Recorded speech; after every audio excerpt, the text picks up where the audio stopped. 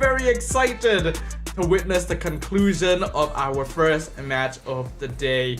Will it be Blacklist International on blue side or EVOS Esports on red side, who moves on to the last chance qualifiers? All right, let's find out here, because it's going to be Blacklist International on blue side first pick and EVOS Esports on red side as second pick. Traditional bans are coming through: the Fanny, the Loyi, the Granger for Blacklist International, and EVOS Esports thinking whether or not to get rid of the Joy. They've banned out consistently the Zushin and as well as the Matilda, but really, do they really want to give Mr. MP the Joy?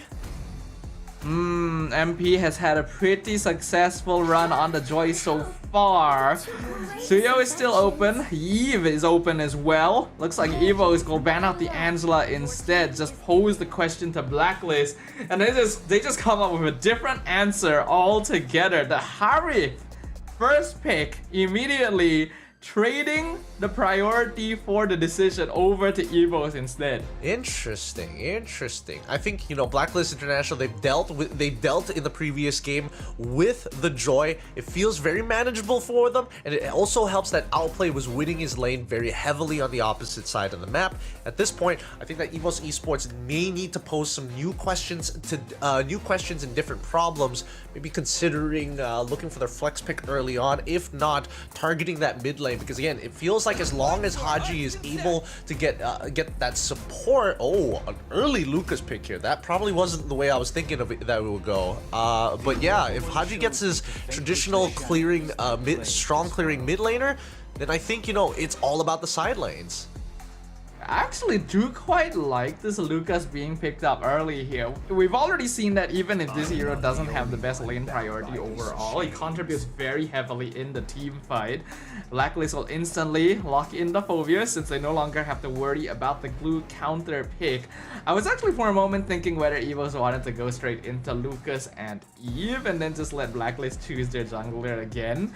But that would leave them very vulnerable to a Valentina, so I can understand why they didn't go for it. Yeah, I definitely, I was thinking along the same lines, maybe go for like the Eve a little bit earlier, probably pair it up with the Suyo instead of the Joy. But I'm surprised that Blacklist International gonna avoid it entirely, right? This time, nobody is touching the Joy. They lock in the Valentina for themselves this time around, going blind into this matchup, and not to mention that with the Valentina, you can actually steal away the transformation from Lucas and honestly be a little bit more effective.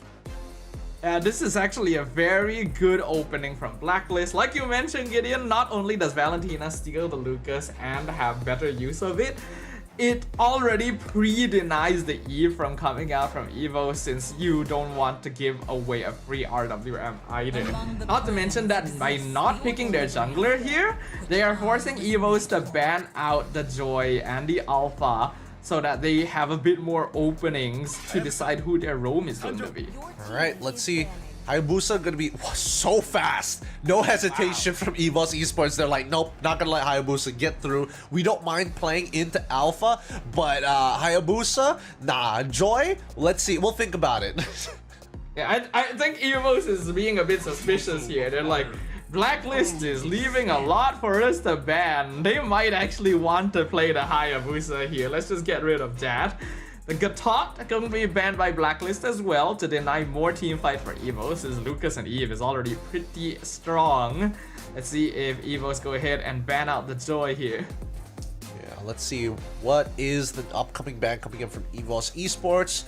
Joy definitely has its benefits in this matchup, and considering that at the very least a lot of the quote-unquote counter matchups have been in Phobius has already been taken away by Blacklist International, I actually, unless they are very confident in Lucas to stopping or at least disrupting the Joy mid-fight, they might consider an alpha ban. But oh, they are confident actually in it. I suddenly started thinking this. What if they ban Alpha and then like first pick Tigreal in the second phase? Right? They can. Technically, then they Blacklist can. just can never play Joy. Right? There's too much CC. Let's see what this next ban coming up for Blacklist International comes out first. They might be ahead. They might just be ahead of the game. If they wanted to, they absolutely can, because they're pretty much not going to get much value. Oh, they're really targeting the gold lane of EVOS Esports this time. Okay. They want to make Nikki feel a little uncomfortable and dig deep into the gold lane pool. I feel like there's still plenty open though. The Aerotel is still available. Even the Bruno is pretty safe into the Hare, so I don't think there's too much to worry about by banning out the Moskov. And now EVOS have the option. Do they want to go for their roam first or their gold laner first? And yup, they're doing it straight away. The Tigreal. They get the Tigreal. Khalid gets locked through. The Joy comes on through as well. They're like, whatever. If you're going to try and lock me down, by all means, go for it. But at the very least, we have some strong initiation tools. And not to mention, that Valentina has got a lot of work ahead of them. Yeah, like, EVOS is going in the opposite way of countering the Valentina, of just having so many good ults that you can only choose one there. And the Joy is super confident. It's almost leaning into arrogance, if you ask me personally. There's so many ways EVOS can stop you that if MP is able to pull this off, I will have nothing but praise for them. But it also means that almost all of Blacklist's burst is magic damage, which I don't actually like. Well, I mean... Whoa! Dude, Sun? Wait, then where exactly... Huh. Interesting. Sun gold lane. Sun gold lane, yep. Sun and gold lane. Yes, it's got the mobility. Does it matter too much against the foe? I guess not. Eventually, it will scale it. Eventually, just like, you can basically just one-shot the Harith given enough time. This is... Alright. EVOS Esports is really risking it for the biscuit here, but it's about mid priority. If they can control mid, they can control the side waves. So good luck to them on this red side of the map. Very curious to see what the jungle rotation is for Blacklist. Now that they see the sun, how do they prioritize the lanes? I did predict that that EVOS would win when that Blacklist would win when this match started, but now I really like EVOS's draft here. I kind of hope that it comes out on top because I just think it's really solid overall, and Blacklist with this Joy is gonna put MP in under a lot of pressure. But it could go either way here. This is now a best of one to decide whether it is Blacklist or EVOS that moves on into the LCQ. Loser goes home. Let's find out who comes out on top. All right, MP gonna be starting on his orange buff, and on the opposite side, EVOS gonna do exactly the same. And at this point, contesting for Lethal Wanderer is going to be a little dangerous here. Prince Eva's going to have a slight advantage with this early game power, but let's not forget, Veldora is on this side of the map. Look at how much damage Prince Eva takes instantly. Veldora going for the Concussive Blast instead of Brave Smite here, so acting as that secondary tank.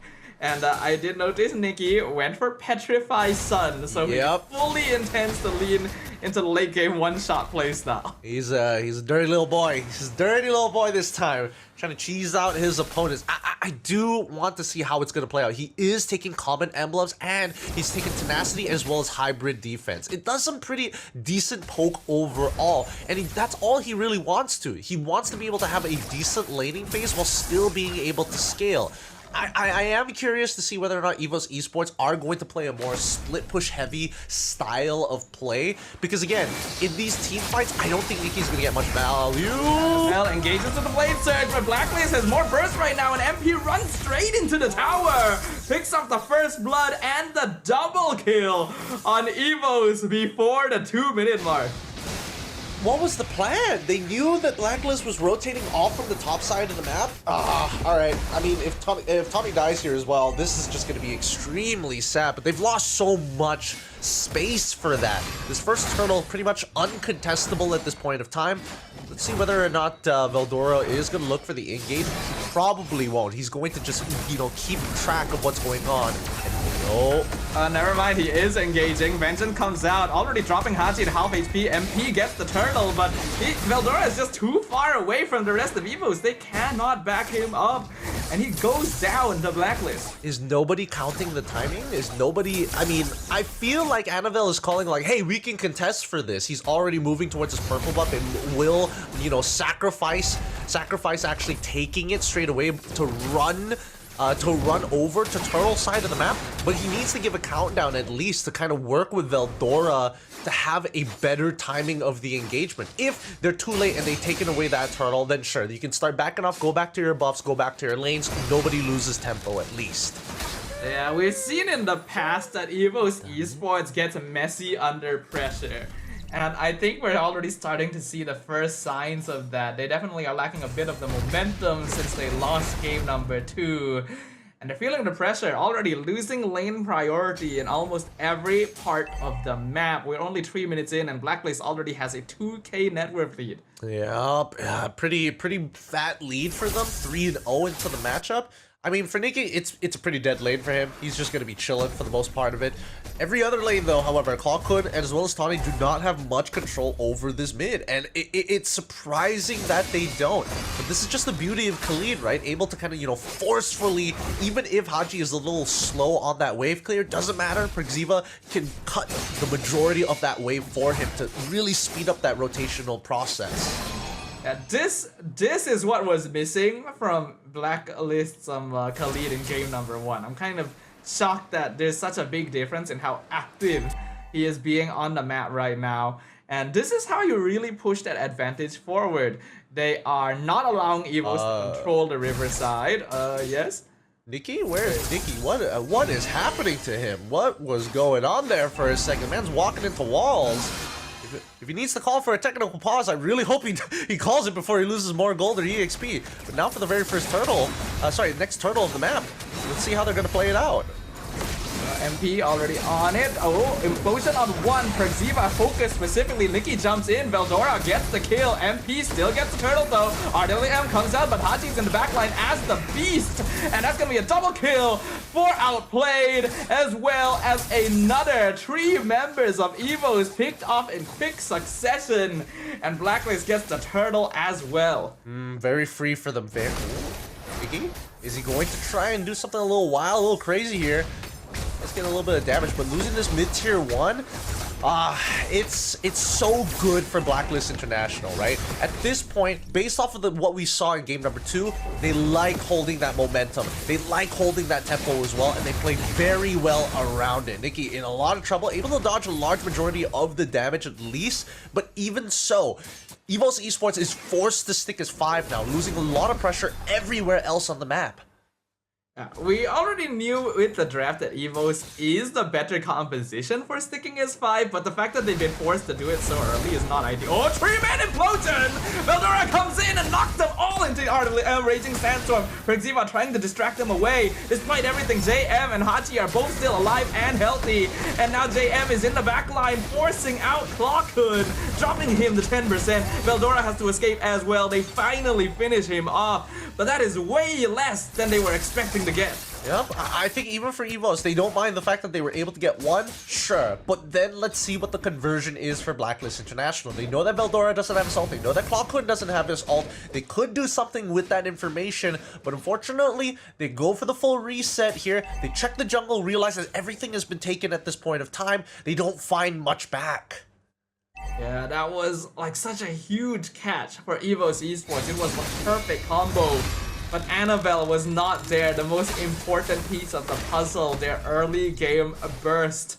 So Blacklist was just able to walk out of it for free and continue snowballing their gold lead. Things are not looking good right now. We can see that EVO is not even gonna try and contest the turtle because they know they just do not have control over the map right now. I think that was Implosion used up top. Yup, Sacred Hammer on JM. He is being surrounded 1v4. MP gets knocked off on 3 members into the Raging Sandstorm. And now the Salmon Force comes out, outplayed with the killing spree. Punishing Veldora, getting a trade back for his fallen comrade.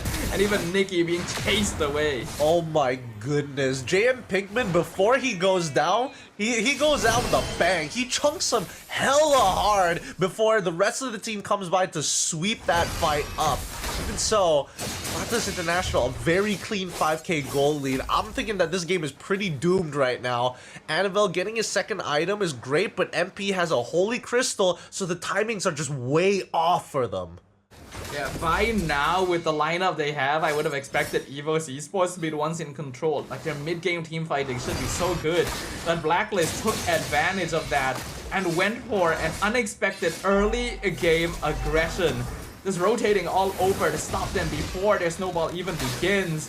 Veldora using Unleash the Beast just to defend the tier 2. This is how much pressure Blacklist is putting on them.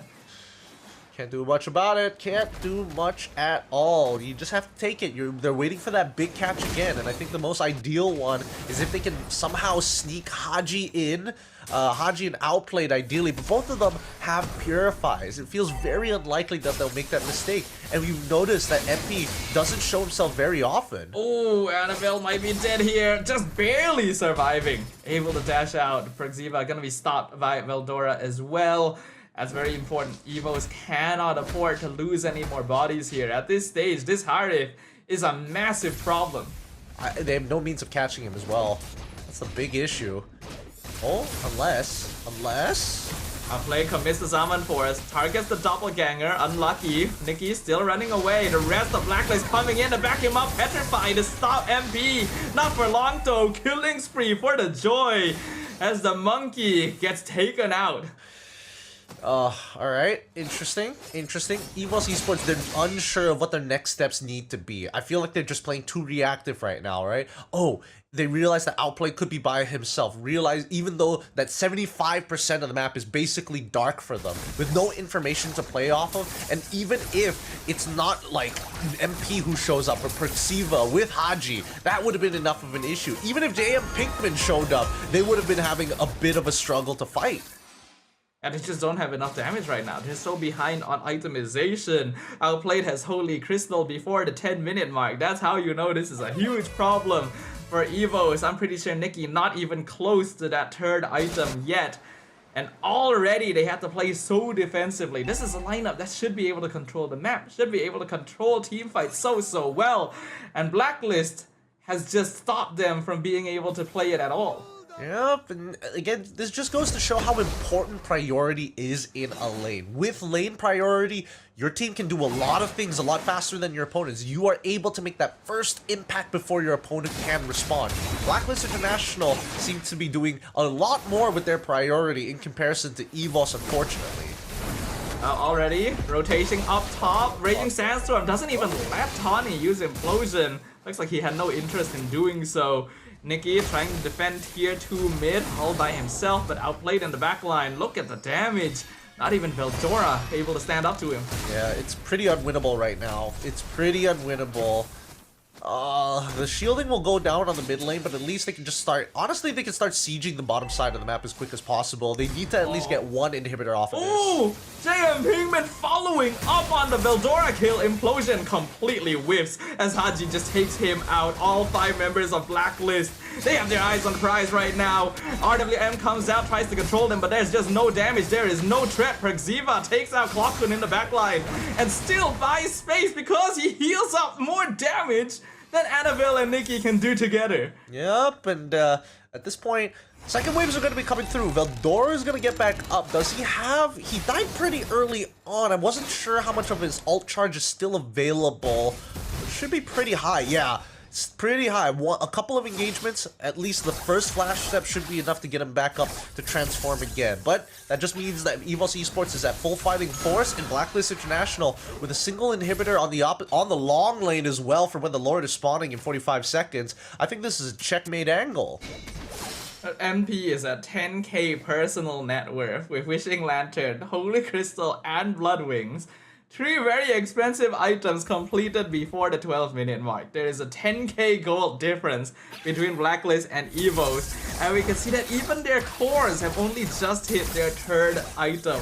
It is as GG as it could possibly be right now, and even if EVOS somehow get the miracle 5-man implosion into the full combo, I actually don't think they can end the game with it. No, they can't.